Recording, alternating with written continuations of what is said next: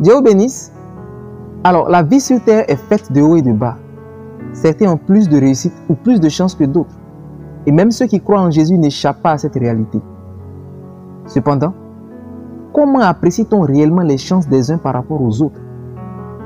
Eh bien, le Seigneur Jésus, dans Matthieu 14, versets 22 à 26, donne une leçon imagée très importante et qui défraie la chronique. Alors, la première image que ce texte présente, ou le premier tableau, est celui des disciples qui partent par bateau. L'eau peut symboliser la vie et ses péripéties, et le bateau, la solution pour traverser l'eau. Il suit donc de ce qui précède que, parfois, et c'est ce que nous souhaitons tous, le croyant obtient la solution au défi de la vie par le chemin normal et logique. C'est comme quelqu'un qui va à l'école, qui finit son cursus et qui obtient un travail, se marie. Bref, tout ce qui est souhaitable et normal dans l'entendement humain. Cela arrive aussi par la main de Dieu. Alors devant les défis financiers, un travail qui procure un bon salaire est le bateau pour traverser les eaux des défis financiers en question.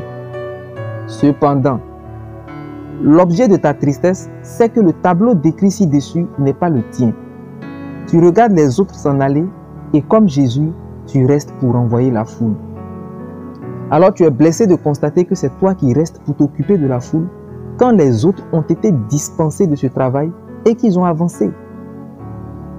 Pourtant, toi, tu es resté à la même place.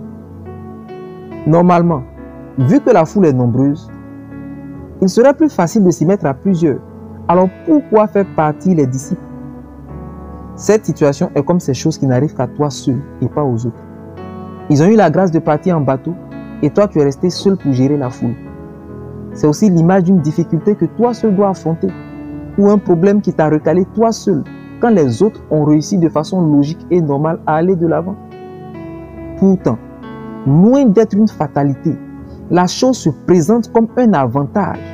Cette situation qui te fait rester là où tout le monde est parti te conduit logiquement vers la clé de ton succès. En effet, Jésus étant resté seul est monté sur la montagne pour prier. Cette situation qui t'a fait rester là tout seul a pour enjeu de te faire monter sur la montagne et prier. Tu dois rechercher la communion et l'intimité que Jésus attend de toi. Et c'est à partir de là que tu vas avoir une surprise incroyable.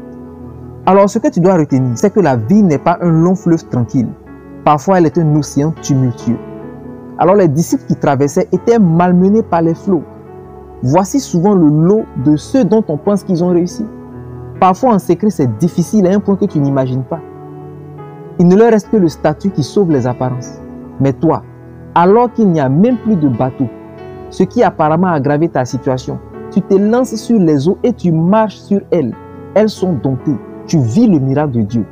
Ceux qui prennent le chemin logique sont aussi recalés par le chemin logique. Mais toi, tu as pris le chemin surnaturel. Les grandes eaux qui débordent, dont parle le psaume 32 au verset 6, ne peuvent rien créer contre toi. Marcher sur les eaux, c'est une providence, une aisance surnaturelle au point où tu te diras, c'est trop facile. Et tu commenceras même à t'inquiéter parce que tu n'as jamais connu ça. Alors je prie le Seigneur pour toi. Que ta difficulté te fasse voir la grandeur de l'Éternel. Que le Saint-Esprit ouvre tes yeux. Ceux qui sont avec toi sont plus nombreux que ceux qui sont contre toi. Que le Saint-Esprit te donne de vivre le miracle.